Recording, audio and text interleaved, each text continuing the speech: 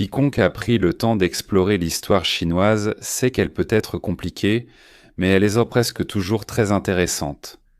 Tout au long de cette histoire, on peut trouver de nombreux récits fascinants et des personnages hauts en couleur qui sont souvent négligés, allant des concubines et impératrices exilées ou effacées aux mondaines devenues espionnes. Dans cette vidéo, nous allons explorer tout cela et bien plus encore. Pour notre première histoire, nous allons nous rendre dans la Chine du XVIIIe siècle pour enquêter sur la vie de l'impératrice chinoise qui, pour une raison inconnue, a été effacée de l'histoire. La femme connue dans l'histoire sous le nom d'impératrice Nara, ou l'impératrice successrice du clan Nara, est probablement née en février d'une année, à la fin des années 1710 ou peut-être au début des années 1720, bien que certaines sources situent la date au 11 mars 1718. Elle était membre du clan Ulanara, l'un des principaux clans de la Chine mandchoue, la région du pays située au nord-est, au nord de la Corée.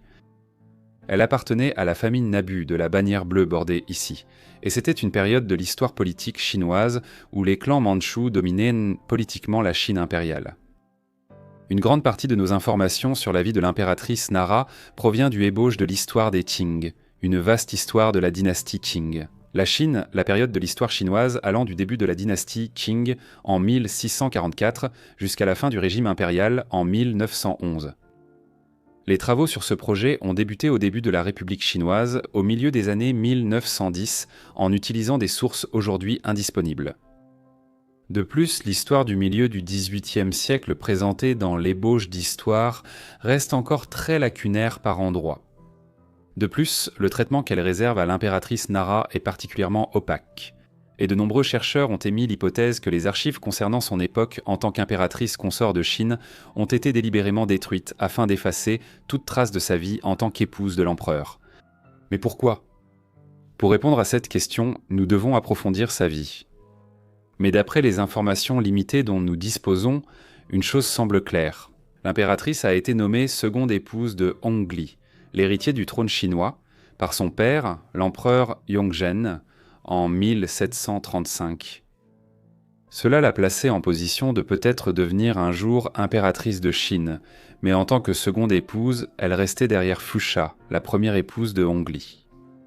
Néanmoins, le fait qu'elle ait obtenu la position de seconde épouse à un jeune âge souligne l'importance politique de la famille Nabu et du clan Ulanara à cette époque. En 1735, la même année où Nara devint sa seconde épouse, Hongli succéda à son père en tant que cinquième empereur de la dynastie Qing et nouvel empereur de Chine. Il allait être connu sous le nom de l'empereur Changlong. Son règne fut mémorable et dura 61 ans jusqu'en 1796.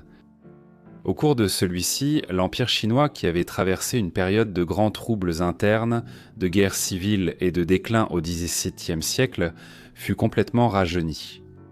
Le mari de Nara mena ce que l'on appelle les 10 grandes campagnes pendant son règne, au cours desquelles il étendit la domination des Qing vers l'ouest en Asie centrale, conquérant une grande partie de ce qui est aujourd'hui l'ouest de la Chine, le Tibet et la Mongolie extérieure.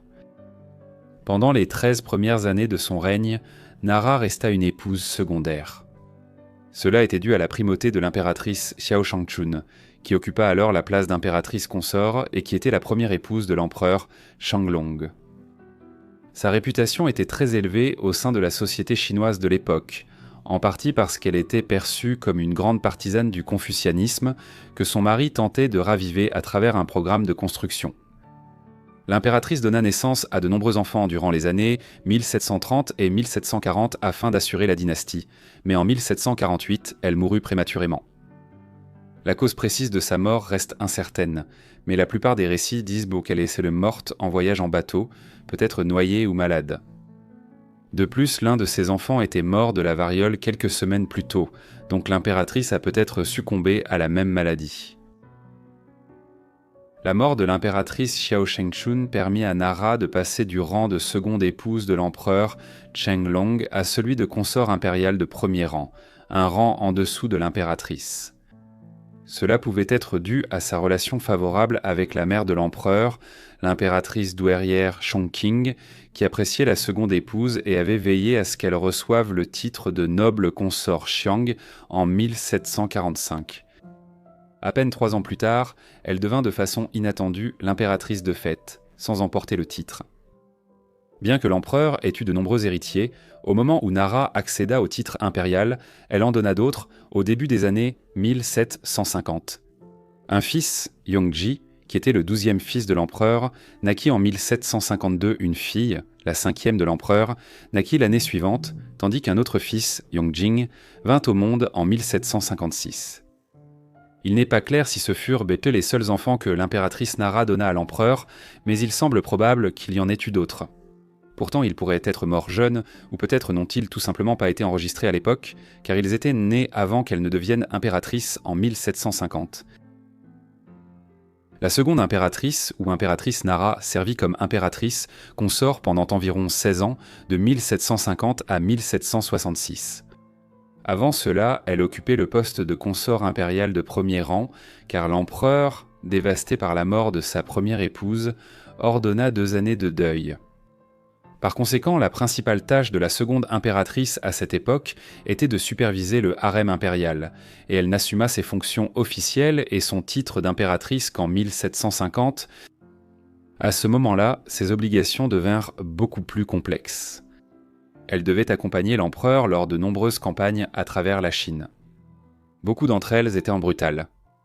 Par exemple, l'empereur Qianlong a supervisé des campagnes contre le Khanat Dzungar de la Mongolie extérieure et le peuple tibétain de Jingchuan. Dans les deux cas, la politique de l'État Qing envers Azunga et Qingchuan était génocidaire. Les Dzungars ont été presque totalement éradiqués de la Mongolie extérieure et de l'ouest de la Chine. Sur les 600 000 Dzungars, on estime qu'environ 30% ont été tués par les forces de l'empereur Qianlong lors de ces campagnes.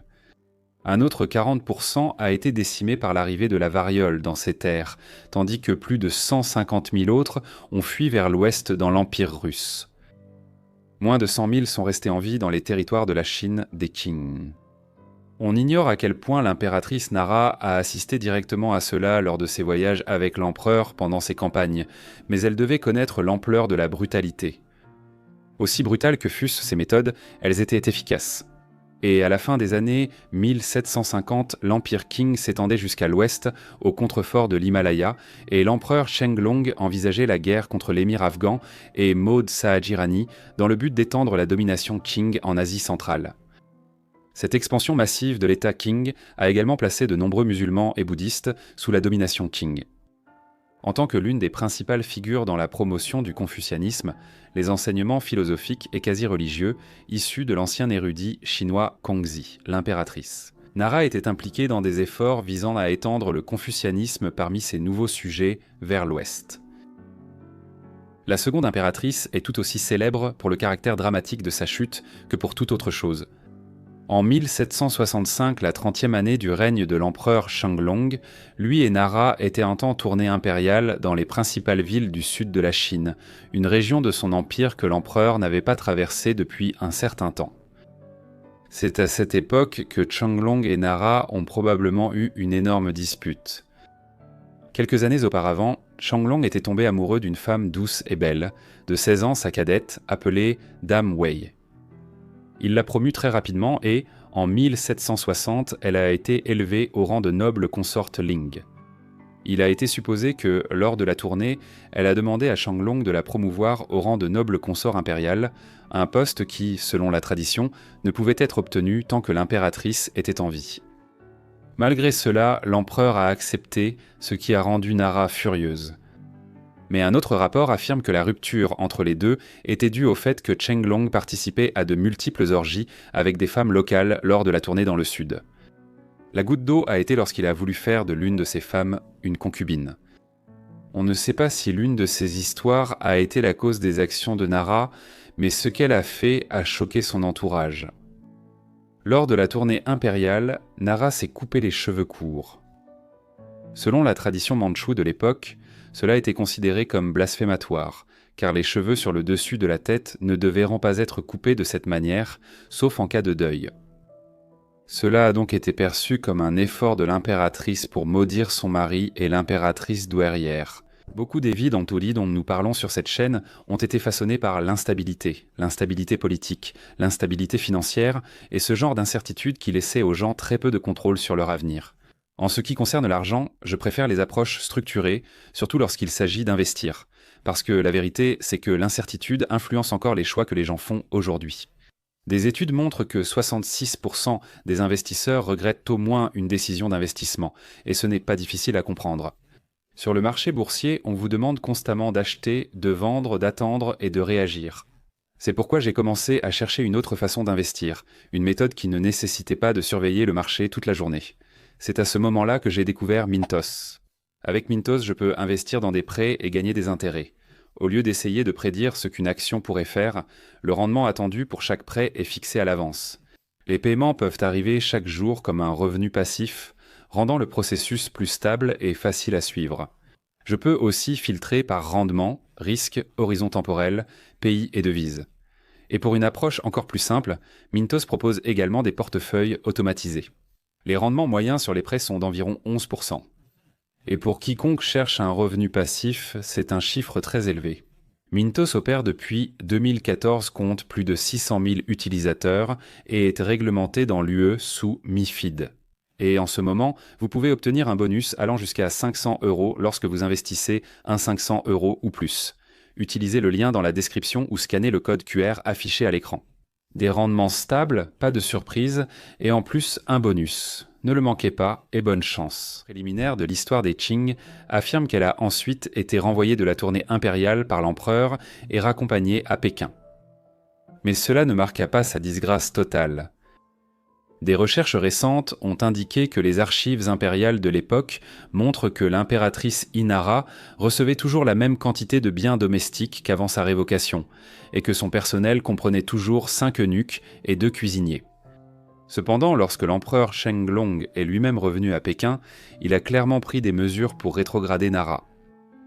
Ses 4 principaux titres impériaux ont été renoncés, ses allocations domestiques ont été réduites et son personnel a été massivement diminué pour correspondre à celui généralement accordé à une suivante de second rang, le rang le plus bas parmi les concubines impériales.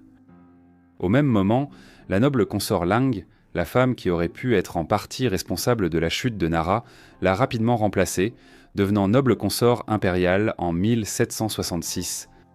Elle serait ensuite connue sous le nom d'impératrice Xiaoyun.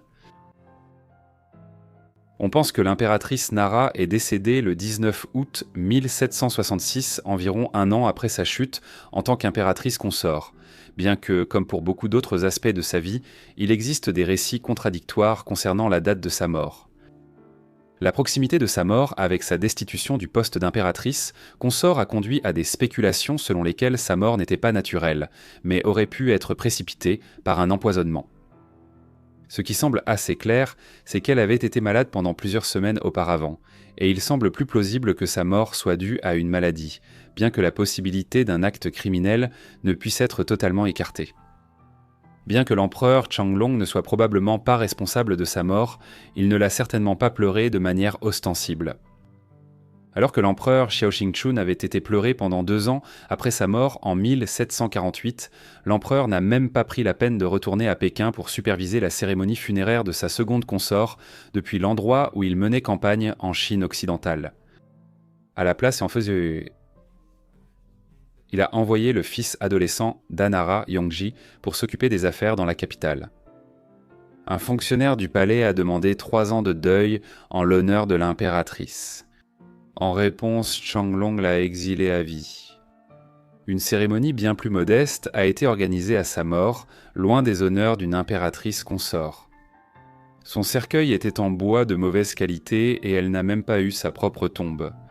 Au lieu de cela, elle a été inhumée à côté d'une autre noble consort impériale dans les tombeaux orientaux des Qing, un complexe de mausolées impériaux à Zunhua, à environ 125 km au nord-est de Pékin. En raison des circonstances extraordinaires de sa vie et de son règne, ainsi que du fait que tant d'informations à son sujet sont indisponibles. Ce à quoi on s'attendrait pour toute impératrice consort de l'époque. Beaucoup ont supposé qu'il y a eu un effort actif pour effacer la mémoire de Nara des archives historiques après sa mort. Premièrement, Qianlong n'a pas accordé de titre posthume à Nara, c'est pourquoi elle est appelée la Steppe Empress. De plus, la quantité limitée d'informations disponibles sur sa période en tant qu'impératrice consort et le fait que son nom de jeune fille soit incertain soutiennent encore davantage cette affirmation. Cela contraste avec son prédécesseur immédiat et sa successeur, l'empereur Xiao Qingchun et l'impératrice Xiao Yichun, dont les règnes en tant qu'impératrice consort furent nettement plus courts que celui de l'impératrice Nara. De plus, il n'existe aucun portrait officiel de Nara, ce qui a amené beaucoup à spéculer que Qianlong les a fait détruire ou modifier d'une certaine manière. Les portraits survivants que nous possédons sont seulement censés la représenter, mais les historiens restent incertains. Cet effort délibéré pour effacer la mémoire de l'impératrice Nara après sa mort jette le doute sur les récits de sa chute en 1765. Peut-être que sa chute en tant qu'impératrice impliquait bien plus que le simple fait de se couper les cheveux, peu importe à quel point cela aurait pu enfreindre l'étiquette à l'époque. Malheureusement, nous ne pouvons pas en être certains, et la vie ainsi que le règne de la Steppe Empress soulèvent plus de questions que de réponses. Nous allons maintenant avancer jusqu'au XXe siècle pour nous intéresser à la dernière impératrice de Chine. La femme qui est passée à l'histoire sous le nom d'impératrice Wanrong est née le 13 novembre 1906 sous le nom de Gobulu Wanrong. Le nom Wanrong signifie « beau visage ». Elle est née dans le clan Gobulo, sous la bannière blanche unie, l'une des 8 bannières dans lesquelles la société était divisée en Mandchourie, la partie nord-est de la Chine, qui se trouve aujourd'hui entre la Corée du Nord et la Russie. Les membres de la bannière blanche unie faisaient en partie de la classe supérieure de la société Manchu. Et le père de Wanrong, Rong Nguyen, a servi comme ministre des Affaires intérieures dans le gouvernement de la dynastie Qing, en Chine, vers la fin du XIXe siècle et le début du XXe siècle. Rong Nguyen était également l'une des personnes les plus riches de Chine à l'époque de la naissance de Wanrong. La jeunesse de Wanrong fut quelque peu tragique. Sa mère Hengxin est décédée après avoir donné naissance à Wanrong, des suites d'une fièvre puerpérale ou d'une infection postpartum. Par conséquent, la jeune Wanrong fut en grande partie élevée par sa belle-mère, Heng Xiang. Elle avait 2 frères, dont l'un s'appelait Ron Lian, qui était son frère germain et qui était né de sa mère Heng Xin avant la naissance de Wanrong elle-même. Le second était son frère par alliance, Ron Qi. Le père de Wanrong était un homme progressiste pour son époque, à la fin de la Chine impériale. Il croyait que sa fille devait bénéficier des mêmes opportunités éducatives que celles offertes à Rongliang et Rongqi. En conséquence, elle a été instruite à l'école missionnaire de Tianjin par Isabelle Ingram, une enseignante américaine qui lui a appris à parler anglais, ainsi que de nombreuses activités culturelles occidentales, comme jouer du piano et peindre. Les premières années de Wanrong ont coïncidé avec de grands bouleversements en Chine. Le pays était gouverné par la dynastie Qing depuis 1644. Cependant, à partir du XVIIIe siècle, le pays a commencé à faire face à d'énormes défis, car les commerçants et les armées européens sont arrivés avec une technologie bien supérieure.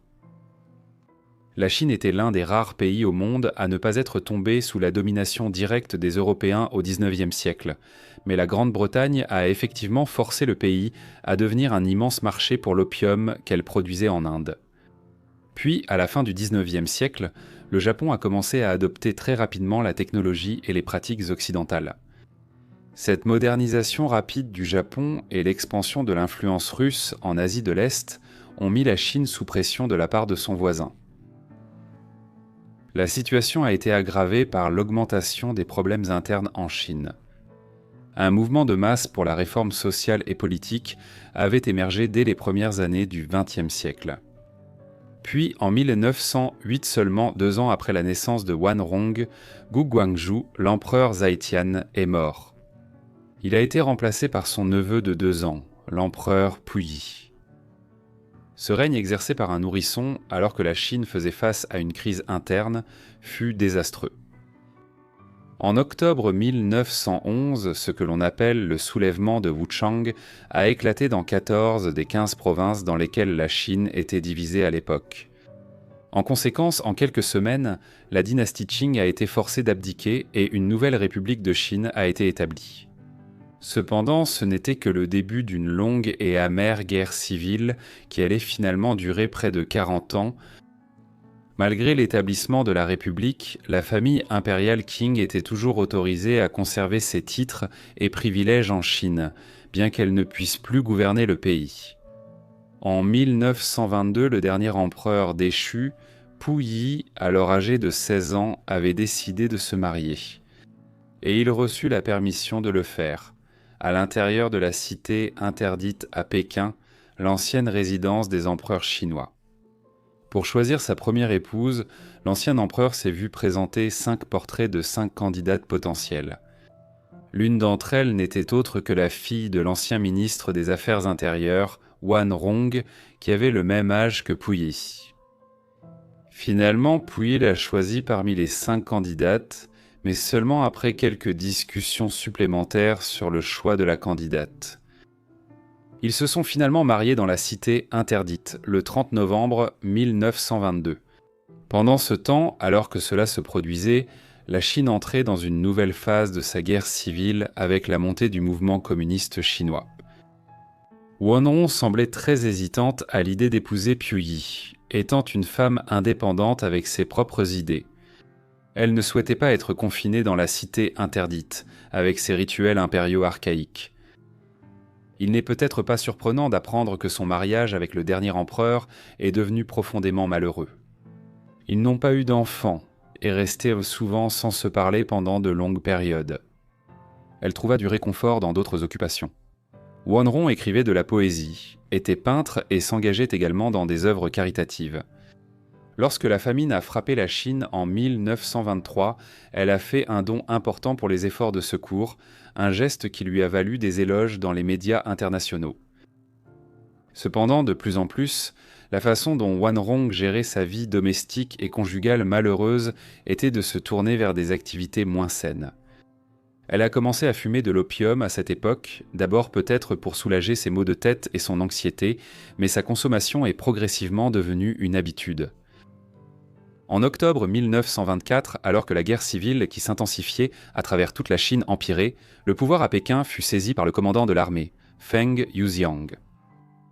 Le 5 novembre, il a donné l'ordre que l'ancien empereur et sa maison impériale ne soient plus autorisés à résider dans la cité interdite.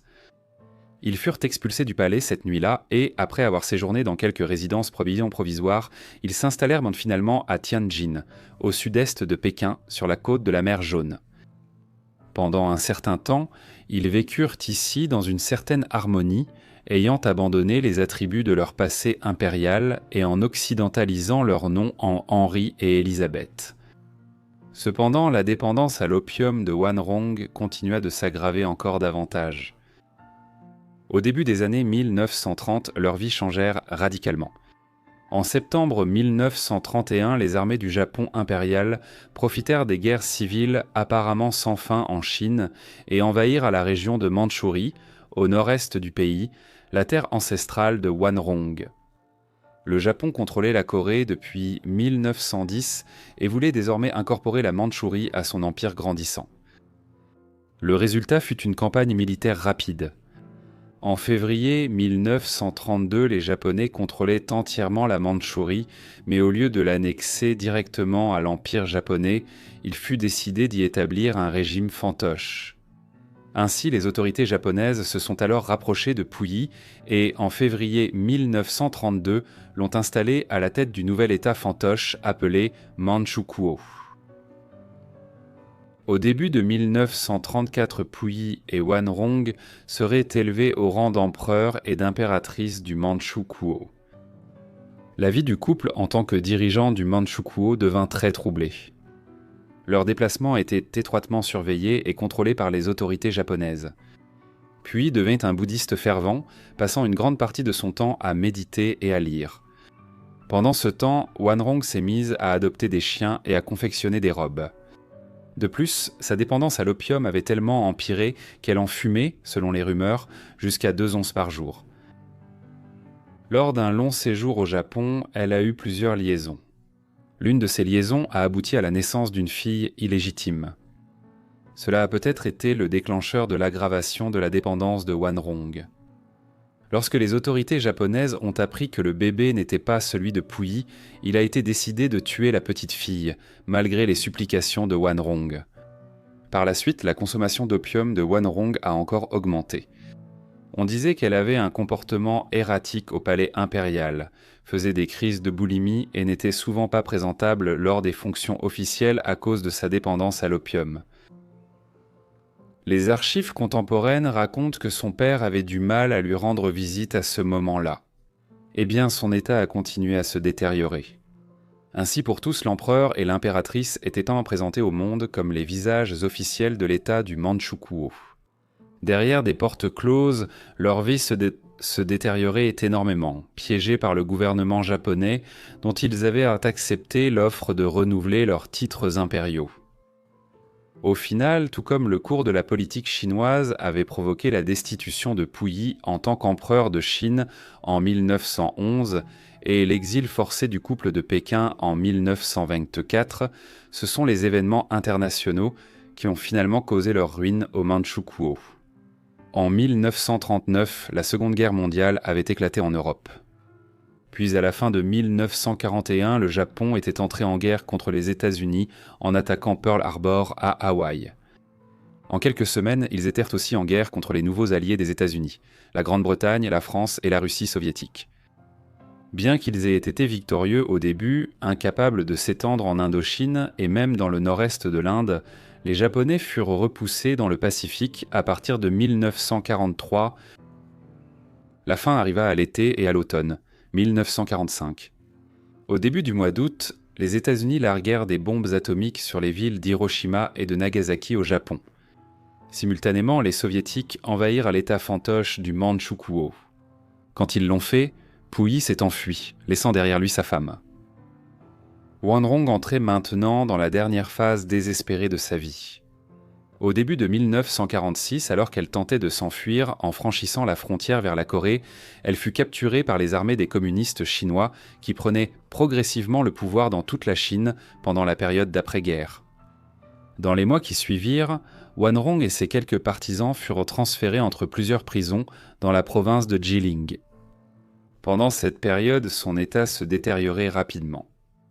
Elle était en plein sevrage sévère d'opium, ayant été privée de tout approvisionnement en opium et souffrait d'hallucinations régulières ainsi que de problèmes physiques. Par conséquent, la première épouse du dernier empereur de Chine est décédée des suites du sevrage et de malnutrition le 20 juin 1946 à l'âge de 39 ans. Après sa mort, elle a été commémorée sous le nom d'impératrice Xiao Keman, bien que son corps n'ait jamais été retrouvé, et que le monument qui lui est dédié près de Pékin aujourd'hui soit un tombeau purement cérémoniel. Eh bien, son corps n'y est pas enterré. Son mari, Puyi, a lui-même été arrêté et allait passer 10 ans en prison sous les communistes chinois. Il s'est marié 4 autres fois plus tard dans sa vie et en 1964, il a écrit une autobiographie. Cette dernière œuvre a servi de base au film Le Dernier Empereur, réalisé par Bernardo Bertolucci, qui a remporté 9 Oscars en 1987, immortalisant l'histoire de Puyi et Wanrong, l'empereur et l'impératrice du Manchukuo. Ensuite, nous allons plonger dans la vie de la rivale de la dernière impératrice, la consort secondaire de Puyi. Wan Shu est né le 20 décembre 1909 à Pékin en tant que membre du clan Erdat et de la bannière jaune bordée mandchoue. La famille occupait un rang élevé au sein de la noblesse de la Mongolie extérieure, mais était moins importante dans la hiérarchie plus large de l'aristocratie de la Chine des Qing. Son père était Duangong, une personnalité de rang moyen à la cour impériale des Qing à la fin du XIXe et au début du XXe siècle. Le nom de courtoisie de Wen Xiu était Hui Xing, mais lorsqu'elle a commencé à aller à l'école, on lui a donné le nom de Fu Umfang pour lui donner une consonance plus chinoise. La Mongolie extérieure, d'où était originaire le clan Erdok, faisait partie de la Chine des Qing à l'époque, bien que son peuple ait conservé sa propre culture. Et des efforts étaient constamment déployés pour rendre les familles comme celle de Wen Xiao plus chinoises, en leur donnant des noms chinois et en leur imposant des manières chinoises. À l'école, elle excellait, mais comme nous allons le voir, sa scolarité dans l'enseignement ordinaire allait être très brève, avant même qu'elle n'entre dans l'adolescence. Une grande partie du cours de sa vie était liée au paysage politique tumultueux de la Chine durant la première moitié du XXe siècle. Au moment de la naissance de Wen Xiao, la Chine, ainsi que la Mongolie extérieure et la Mandchourie dans le nord-est du pays, connaissaient des changements profonds. La vaste nation était gouvernée par la dynastie Qing depuis le milieu du XVIIe siècle, mais elle s'était progressivement affaiblie depuis le début du XIXe siècle, lorsque la Grande-Bretagne puis d'autres puissances occidentales commencèrent à intervenir dans les affaires du pays. Bien que la Chine ait en grande partie maintenu son indépendance politique, à partir des années 1870, elle subissait une pression croissante de la part de son voisin oriental. Le Japon qui, à la suite de la soi-disant restauration Meiji des années 1860, s'était modernisé et avait adopté très rapidement les méthodes militaires et politiques occidentales. Bientôt, l'empire émergent du Japon faisait sentir sa présence sur la péninsule coréenne. Et en 1894, une brève guerre, la première guerre sino-japonaise, éclata même entre le Japon et la Chine, au cours de laquelle le Japon remplaça la Chine en tant que puissance prédominante en mer Jaune. Ainsi, à l'époque où Wen Chao est né, la position de la Chine en Asie de l'Est et sa relation avec le Japon devenaient encore de plus en plus précaires. Ces troubles dans les affaires étrangères ont aggravé les problèmes intérieurs de la Chine. Depuis la fin du XIXe siècle, un vaste mouvement de masse s'était développé dans le pays pour initier des réformes sociales et politiques d'envergure. Puis, en 1908, un nouvel empereur, l'empereur Puyi, monta sur le trône alors qu'il n'avait que 2 ans. L'accession au trône d'un enfant qui ne pourrait pas régner de son propre chef pendant plus de 10 ans fut une catastrophe pour la Chine à ce moment si précaire de son histoire. En conséquence, en 1911, une vaste révolte contre le gouvernement a balayé une grande partie de la Chine. En quelques semaines, la dynastie Qing prit fin et le jeune Puyi fut déposé lors des premières étapes d'une longue et amère guerre civile qui allait durer, sous une forme ou une autre, en Chine jusqu'en 1949. La vie de Wen Chao serait marquée par le début et la fin de cette même guerre civile. Bien qu'une république de Chine ait été proclamée en 1911 et que l'empire chinois ait pris fin, le jeune empereur Puyi fut autorisé à conserver ses titres et privilèges en Chine, mais uniquement à titre honorifique et cérémoniel. En 1921, le dernier empereur, ayant atteint l'âge de 15 ans, décida de se marier. Dans la cité interdite, au cœur de Pékin, on lui présenta les photos de 5 candidates qui avaient été présélectionnées par les plus hauts responsables de l'administration du palais. Ces candidates étaient d'un âge comparable à celui de Puyi et provenaient généralement de la noblesse chinoise. Wen Chao faisait partie de ces candidates et était favorisé par certains groupes à la cour. Cependant, sa candidature était contestée par d'autres en raison de ses origines de Mongolie extérieure. En conséquence, Puyi choisit finalement et épousa Wanrong en 1922, une membre de la noblesse mandchoue qui devint l'impératrice Wanrong. Pourtant, conformément aux coutumes impériales chinoises, Puyi épousa également Wen Xiu la même année, faisant d'elle sa concubine impériale, une sorte de maîtresse officiellement reconnue ou de seconde épouse à la cour impériale. Les années à venir furent difficiles. Pour commencer, Wen Xiu n'avait que 12 ans lorsqu'elle a épousé l'empereur Puyi, qui en avait 16, mais le principal problème pour la concubine était la ménagerie étrange dans laquelle elle se retrouvait avec Puyi et Wanrong.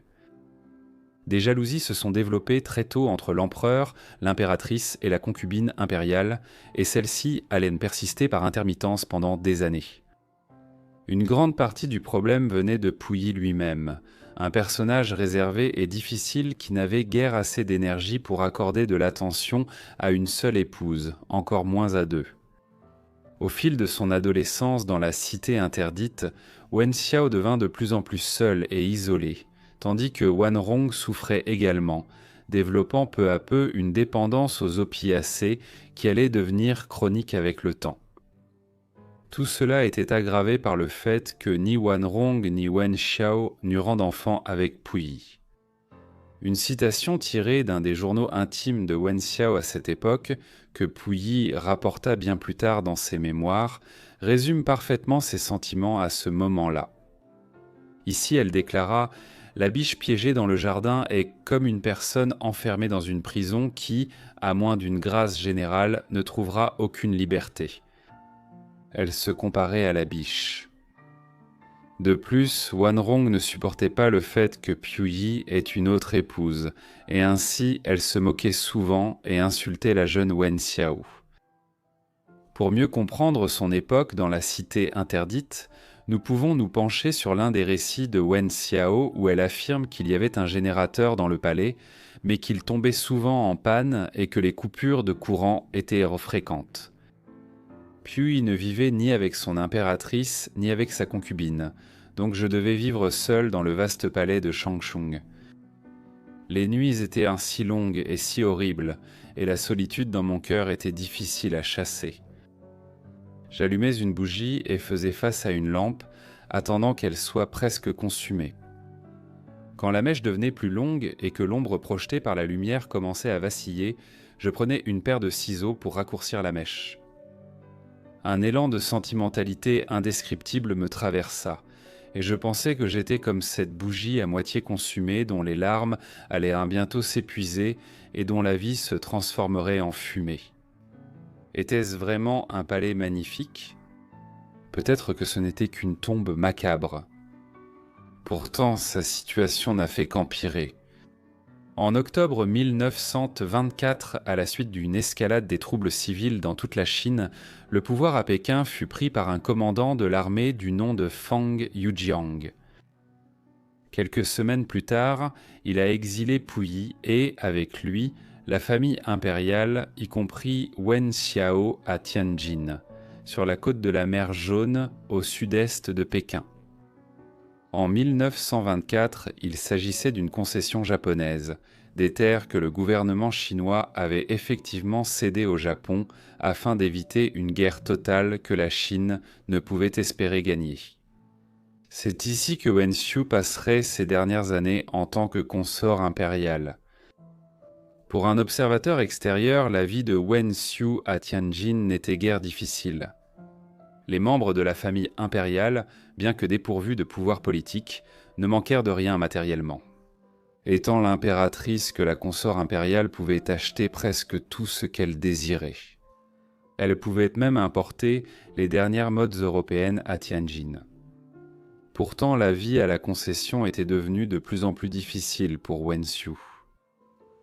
Alors que Puyi et Wanrong se rapprochaient là quelque peu au cours de la seconde moitié des années 1920, l'empereur ignorait de plus en plus sa consort, au sens propre du terme. Bien qu'ils vivent dans le même bâtiment, il arrivait parfois qu'elle passe de longues périodes sans interagir avec son mari, à quelque niveau que ce soit. Dans une lettre adressée à l'une de ses cousines à cette époque, elle déclara « Depuis des années, j'ai été traitée comme si je n'étais pas un être humain. » Ici, elle décrit également sa chambre comme une prison et la cour comme remplie d'individus qui la traitaient de provinciale arriérée, incapable de comprendre l'étiquette impériale. Sans surprise, la santé mentale de Wen Xiu avait énormément souffert. Elle a donc tenté de se suicider à plusieurs reprises. Par exemple, une nuit, l'empereur et Wanrong célébraient une fête chinoise à Tianjin. Pendant ce temps, elle avait été laissée seule dans son appartement, alors la concubine impériale a tenté de mettre fin à ses jours en se poignardant avec une grande paire de ciseaux. Mais cette fois-ci, sa vie a été sauvée grâce à l'intervention d'un eunuque. Wen Xiao était une femme qui venait tout juste d'avoir 20 ans, mais qui était manifestement profondément malheureuse et extrêmement seule. De toute évidence, quelque chose devait changer, sinon une longue vie dans ces circonstances misérables pourrait être son destin. À l'automne 1931, le gouvernement japonais a profité des troubles intérieurs persistants en Chine pour étendre son influence sur le continent asiatique en envahissant la Mandchourie. En très peu de temps, la région nord-est de la Chine, à la frontière de la Corée et de la Russie, a été placée sous contrôle japonais. Et un État fantoche nommé Manchukuo y a été établi pour donner à la région une apparence d'indépendance. Mais en réalité, une grande partie de la Chine était désormais gouvernée depuis Tokyo. Les autorités japonaises ont ensuite installé Puyi comme nouvel empereur du Manchukuo et Wanrong comme impératrice. Mais Wen Xiu était déjà parti à ce moment-là. En 1931, son désespoir et ses idées suicidaires face à sa situation à Tianjin s'étaient transformés en une ferme détermination à échapper à sa condition. Ainsi, c'est le 25 août 1931, quelques semaines seulement avant l'invasion de la Mandchourie par les Japonais, que la consort impériale prit une décision tout à fait inhabituelle dans la politique impériale chinoise. Elle quitta le palais de Tianjin ce jour-là et indiqua qu'elle souhaitait divorcer de l'empereur. Bien que le divorce soit déjà largement pratiqué en Chine, au début des années 1930, il était inédit qu'une épouse impériale quitte un empereur. Ayant engagé la procédure, Wen Xiu se retrouva donc attaqué par les médias chinois. Des articles parurent dans les journaux de Pékin et d'autres grandes villes, la critiquant et l'accusant d'être ingrate, immorale et sans vergogne. Beaucoup de ses propres proches l'ont évitée et ont tenté de la contraindre à retourner auprès de Puyi, bien que sa sœur Wenshang ait été d'un grand soutien. Malgré l'opposition généralisée de sa famille élargie, de la cour impériale et de la société chinoise dans son ensemble, Wen Xiao est resté fidèle à sa décision. Wen Xiu, cependant, n'a pas eu à attendre longtemps pour que l'affaire soit résolue. Puyi considérait la question comme une controverse embarrassante, qui devait être réglée au plus vite. Ainsi, lorsque ses avocats et ceux de son épouse se sont rencontrés dans les semaines qui ont suivi, ils ont rapidement pu parvenir à un accord qui a été finalisé le 13 septembre 1931. Par cet accord, le mariage entre Puyi et Wen Xiao a été dissous. Les deux parties devaient rester silencieuses au sujet de leur union afin d'éviter d'autres atteintes à la réputation, que ce soit pour la famille élargie de Wen Xiao ou pour le prestige de la famille impériale. Enfin, Puyi verserait à Wen Xiao une pension alimentaire à vie de 50 000 yuans. L'ancienne épouse impériale est retournée à Pékin après la finalisation du divorce. Elle a ensuite mené une vie tranquille et travaillé comme enseignante dans une école primaire. Nous savons peu de choses sur ce qu'elle a fait pendant les années tumultueuses qui ont suivi l'invasion de la Chine par le Japon en 1937 et l'éclatement plus général de la Seconde Guerre mondiale en 1939. A l'inverse, Puyi et Wanrong resteraient les dirigeants fantoches du Manchukuo jusqu'à la fin de la Seconde Guerre mondiale en 1945. Wanrong mourait de malnutrition sévère et de sevrage à l'opium quelques mois seulement après la libération du pays en 1945.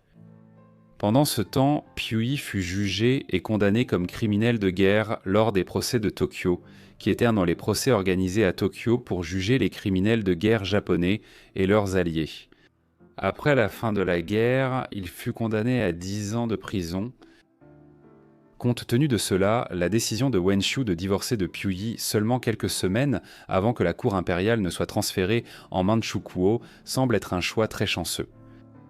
En 1947, alors que la guerre civile chinoise, qui avait commencé en 1911, entrait dans ses dernières phases, Wen Xiao épousa le major Liu Shengdong à Pékin.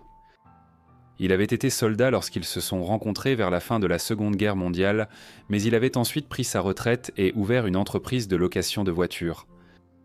Cette entreprise a rencontré des difficultés financières et, dans les années qui ont suivi, le couple a géré plusieurs petites entreprises, dont un service de nettoyage et une autre de fabrication de palettes en bois.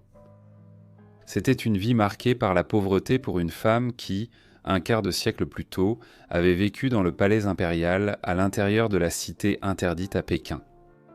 Peut-être que leur manque d'argent ne lui a pas permis de recevoir des soins médicaux appropriés lorsque Wen Xiu a commencé à avoir des problèmes de santé au début des années 1950, alors qu'elle n'avait encore qu'une quarantaine d'années.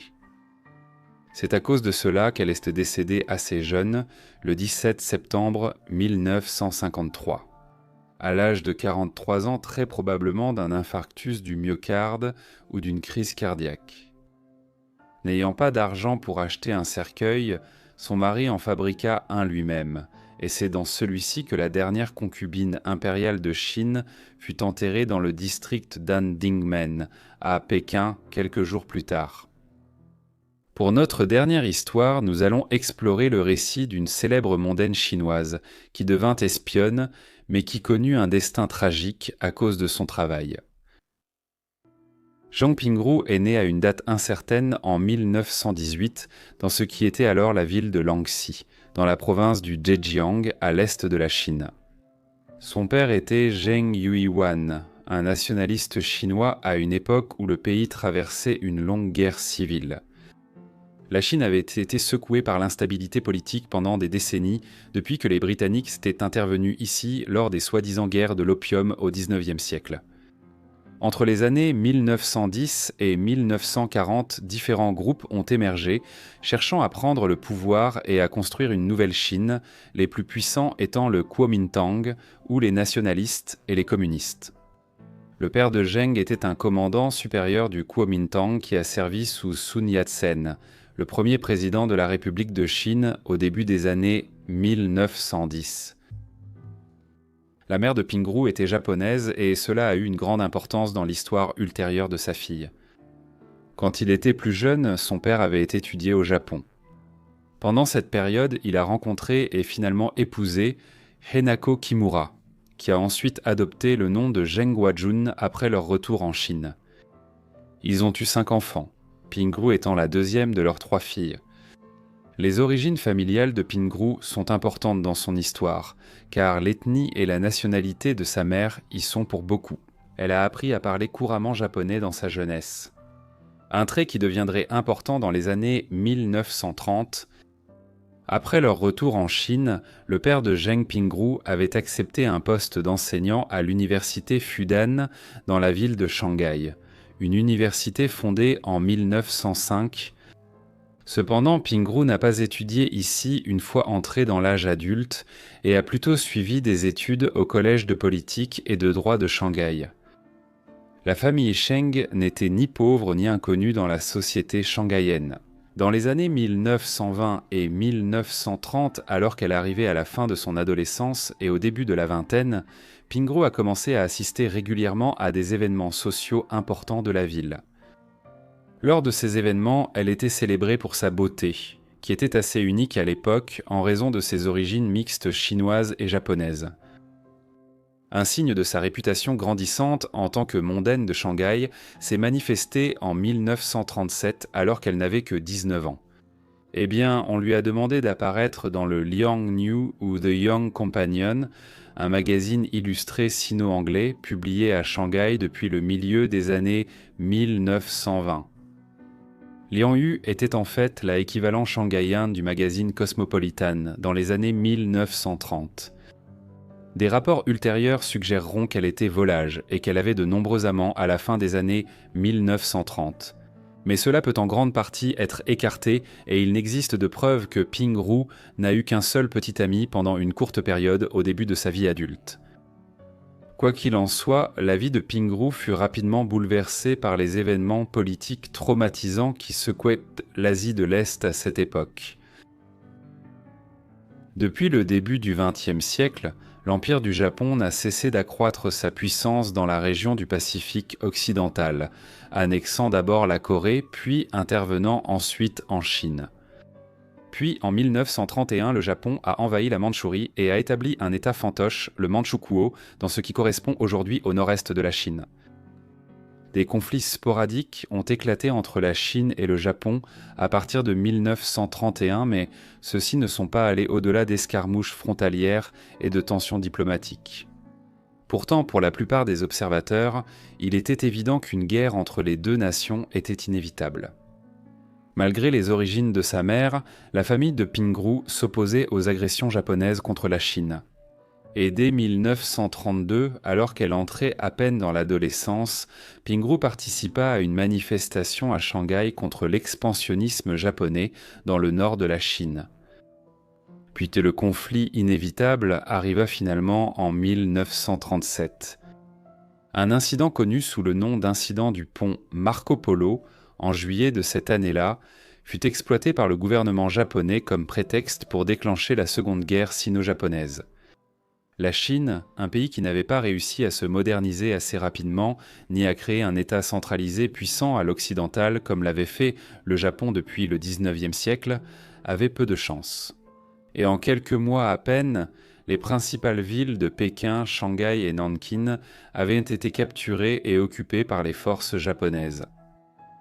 Cependant, comme en Mandchourie, les Japonais n'annexèrent pas officiellement la Chine orientale, mais créèrent plutôt un gouvernement provisoire de la République de Chine en tant que régime fantoche. Celui-ci deviendra par la suite connu sous le nom de gouvernement national réorganisé en 1940 ou régime de Wang Jingwei, du nom de son principal collaborateur avec les Japonais. Ces gouvernements étaient les composés de collaborateurs chinois qui administraient effectivement la Chine orientale dans l'intérêt du gouvernement de l'empereur à Tokyo. Après la chute de Shanghai en novembre 1937, Cheng rejoignit alors le mouvement croissant de résistance chinoise et devint un espion nationaliste clandestin. Elle avait aussi une importance particulière pour les unités de la résistance en ville. Eh bien, grâce au fait que sa mère était originaire du Japon, Pingrú parlait couramment le japonais. Cela signifiait qu'elle pouvait désormais mettre cette capacité à profit, en tant qu'espionne capable de s'infiltrer et de prendre note des conversations entre les responsables et soldats japonais qui occupaient la ville. Mais tragiquement, cela allait bientôt l'impliquer dans un complot qui allait écourter sa vie de façon dramatique.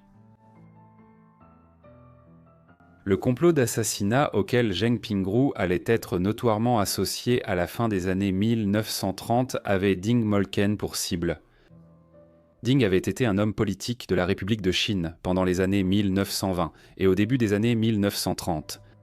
Mais après l'occupation japonaise d'une grande partie du pays dans les années 1930, il a rejoint la police secrète du gouvernement national réorganisé et collaborationniste. À ce titre, il était actif à Shanghai et avait établi un quartier général au 76, rue Gessieux, dans la ville. C'est là que les communistes et autres opposants au régime de Wang Jingwei étaient emprisonnés et interrogés. C'est conscient du rôle qu'il jouait dans ces agissements que Molken fut choisi comme cible d'assassinat par les résistants nationalistes à Shanghai en 1939. Pingrú s'est retrouvé impliqué dans le complot contre Molken tout à fait par hasard. De nombreuses années auparavant, il avait été le principal de son école secondaire à Shanghai. Et ses responsables dans la ville parmi la résistance. Ils décidèrent alors que ce lien pouvait être ravivé afin qu'elle puisse, par la ruse, se rapprocher de Molken. Tout au long de 1939, plusieurs rencontres soi-disant fortuites entre les deux furent organisées dans les rues de Shanghai ou lors de réceptions et d'autres événements dans la ville. Au cours de ces rencontres, Pingrú commença à séduire Molken et, en peu de temps, le vieil homme succomba à ses charmes. Ainsi, à l'automne 1939, Pingrú était engagé dans une relation avec Molken et pouvait rendre compte de ses déplacements et de ses actions. Le mouvement de résistance nationaliste de la ville prit alors la décision de l'assassiner en utilisant les informations que Pingrú pouvait fournir. La nuit choisie pour commettre l'acte fut celle du 21 décembre 1939, lorsque Pingrú et Molken devaient assister à un dîner chez un ami. Lorsque la nuit arriva, un plan était en place pour que Pingrú attire Molken à un endroit précis sur Nanjing Road, la principale artère commerçante de la ville, comparable à la 5e avenue à New York. Là, la résistance aurait des assassins en embuscade. Pingrú devait simplement amener Molken là-bas. Au dîner ce soir-là, elle demanda donc à Ding Molken de la conduire jusqu'à Nanjing Road ensuite. Là, elle manifesta de l'intérêt pour l'achat d'un manteau dans une boutique de fourrure devant laquelle ils passèrent en voiture et qui avait été préalablement choisie comme lieu pour l'assassinat. Mais dans les minutes qui suivirent, la tentative d'assassinat rencontra des difficultés. Lorsqu'ils sont entrés dans la boutique, Ding est devenu méfiant en voyant deux individus rôder de l'autre côté de la rue. En quittant brusquement la boutique pour sa voiture, les assassins surgirent et tentèrent de lui tirer dessus. Mais ils l'ont raté et il est parti en voiture, laissant Pingroo toujours dans la boutique de fourrure et les deux assassins debout au milieu de Nanjing Road. Ainsi, l'assassinat avait échoué. La tentative de meurtre ratée a scellé le destin de Pingroo. C'était évident pour Ding Molken, rien qu'à la façon dont elle lui avait d'abord demandé de la conduire à Nanjing Road. Et ensuite, lorsqu'elle a fait la demande surprise de s'arrêter à la boutique de fourrure alors qu'il passait au-devant, il était clair que Zhang avait aidé à planifier la tentative d'assassinat et qu'elle faisait partie de la résistance clandestine. Ainsi, peu de temps après l'incident, il lui envoya un message pour qu'elle lui rende visite à son quartier général sur Jesfield Road. Mais avant même que Sheng ne puisse entrer dans le bâtiment, elle fut arrêtée par la police secrète. Elle passa plusieurs semaines en détention avant que le régime collaborationniste de Wang Jingwei ne prenne la décision en février 1940 de l'exécuter. Elle fut tuée dans l'ouest de Shanghai et plus tard enterrée au cimetière Fushu Yuan de la ville. En raison de son jeune âge au moment de sa mort, à seulement 22 ans, elle n'a jamais eu d'enfant et de nombreux membres de sa famille sont morts pendant les années de guerre, avant que la Chine ne soit finalement libérée en 1945. En tant que nationaliste engagée, sa mère a déménagé à Taïwan avec les restes du mouvement nationaliste après la prise de pouvoir finale des communistes sur l'ensemble de la Chine continentale en 1949. Molken allait ensuite occuper des postes élevés au sein du régime dans les années qui suivirent, accédant d'abord au poste de ministre de la Société, puis à celui de ministre des Transports au sein du gouvernement national réorganisé. Mais il ne survivrait pas à la fin de la guerre et à l'effondrement de la domination japonaise en Chine. Il a été arrêté en septembre 1945, quelques semaines seulement après la reddition de l'Empire du Japon aux États-Unis. Accusé de trahison, il a plaidé coupable dans l'espoir d'une peine clémente. Mais en juillet 1947, il a néanmoins été exécuté dans une prison de Suzhou. Pour son rôle dans la tentative d'assassinat contre lui à le hiver 1939. Pingroo a la rare distinction d'être honoré à la fois par la Chine communiste et par son ennemi juré, Taïwan, où les restes du mouvement nationaliste, dont Pingroo avait été membre, ont déplacé le gouvernement de la République de Chine en 1949. L'histoire de Pingroo est assez bien connue du monde moderne, car elle a inspiré la nouvelle Lust Caution de 1979, écrite par Eileen Chang, une auteure sino-américaine. Chang est née en 1920, seulement 2 ans après Pingroo, et elle a passé sa jeunesse à Shanghai avant de quitter la ville pendant l'occupation japonaise. Ainsi, elle avait une expérience directe des événements qui ont façonné la vie de Pingroo. Le livre a ensuite été adapté au cinéma dans un film de 2007 réalisé par Ang Lee, également intitulé Lust Caution. Bien que Pingroo soit vaguement déguisé dans le roman de Chang et dans le film sous le nom de Wang Jiaiji ou Wang Chieichi, il ne fait aucun doute que Chang s'est inspiré de Pingroo. L'adaptation cinématographique de Lee a remporté le Lion d'Or à la Mostra de Venise et cet engouement a permis à l'histoire de Pingroo d'être connue par beaucoup plus de personnes qu'elle ne l'aurait été autrement. Merci à tous d'avoir regardé cette vidéo sur les contes chinois. J'espère qu'elle vous a intéressé. Faites-moi savoir ce que vous avez pensé de ces histoires dans les commentaires ci-dessous, et si vous avez d'autres suggestions, n'hésitez pas à les laisser également dans les commentaires. Si vous voulez plus d'histoires chinoises ou orientales, dites-le moi et j'espère que vous êtes abonnés avec les notifications activées pour recevoir toutes mes vidéos dès leur publication. C'est tout pour moi, on se retrouve au prochain épisode de Vies oubliées. Merci.